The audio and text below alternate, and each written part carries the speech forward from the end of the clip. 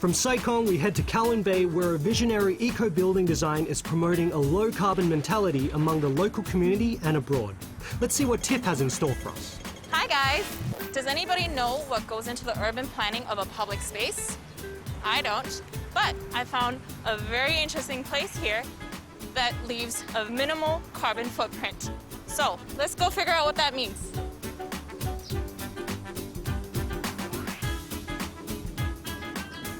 I found this fun fact. It said, according to government records, about 30% of Hong Kong's energy consumption comes from air conditioning alone. Yes, it is.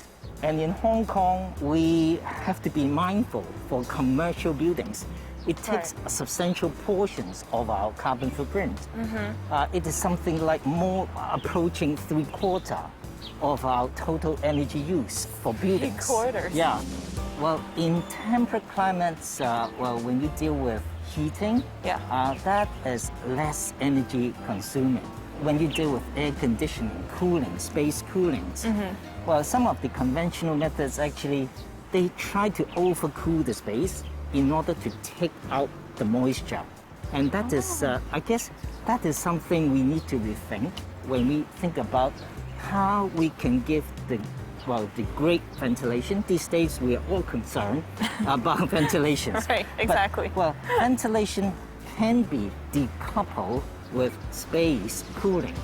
Wow. And, there are ways to do that. So, Brian, thank you for joining me and bringing me out here to this cafe. I love the neighborhood. It's so lively here. And I mean, especially being built around all these high-rises here. It's important this park strategically located because it's also where the breeze comes through. Yeah. So when there's a light breeze, particularly in the summertime, people hang out here, they feel cooler. And having shading is important, so it also feels cooler.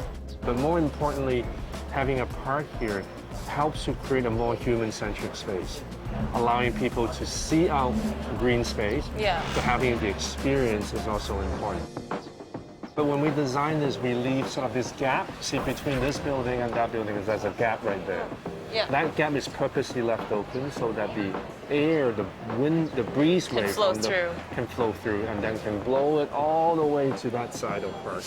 Taking advantage of what's free. Yeah, exactly. Connecting through the airflow is important. It blows out all the pollutants, give a sense of breathe, lower the temperature. There's a lot of positive benefits, not only to the park, but the whole district. I would like to introduce you to this giant fan here, which is one of the magic of the space.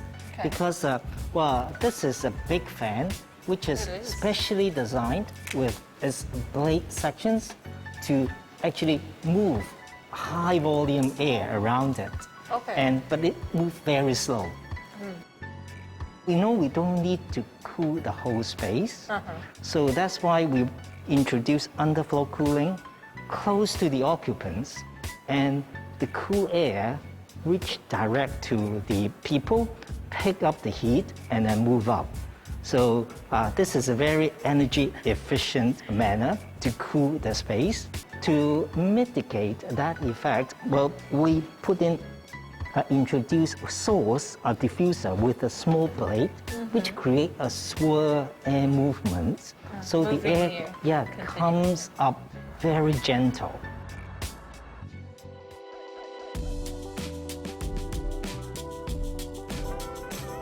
When we designed the park, what happened is all the corners, we have all the entrance and exits. So people can come into the space, and then we have a fast zone or a walking stroll on the outside of the park where people can walk and stroll quickly, getting access to one point to another. Where we are here right now is what I call the slow zone. Okay. Where people can come in and have a more intimate conversation, sit down, have a chat, or even a safe space where kids can play. There's no cars here. So having the fast zone and the slow zone help to populate this area and gives people choices.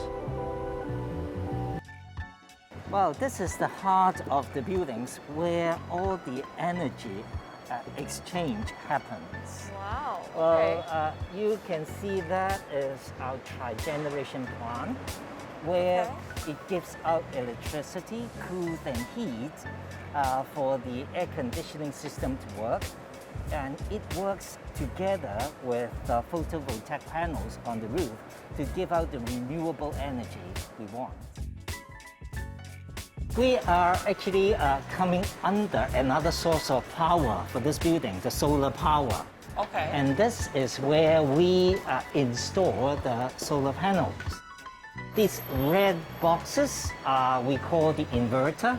Inverter. Because when we get the energy from the solar panel, those are direct current. But all the equipments inside the buildings actually are using AC. So we need to turn the DC into the AC. If you move out, you will see that we are facing south for these directions. And the best directions is for solar panel, of course, is facing the sun south. But the angle, actually, for different cities, they are different because the best angle determined by the altitude and the latitude of the place, and by the cloud cover. And this is exactly the angle the best for Hong Kong, 17 to 20 degrees.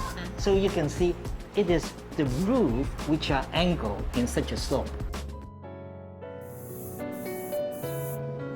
I have to say, like, before coming today, I used to imagine that green living was just having green things at home, and that's green advocate, and then I would recycle my plastic bottles and use my reusable tumbler. Yes. And that's it. I had no idea architecture can play such a big part, or the detail and the amount of work and study that goes into this can make such a big difference.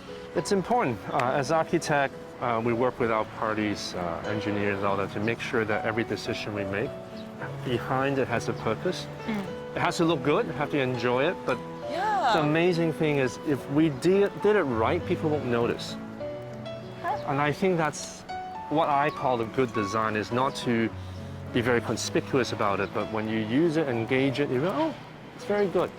You only realize it doesn't work if you go some other place, you go, oh, how come it doesn't work as well? That's, I think, a part of the good design is having the technicality understanding and then wrap it up in a way that is human-centric. Have you guys learned a lot today? Because I did.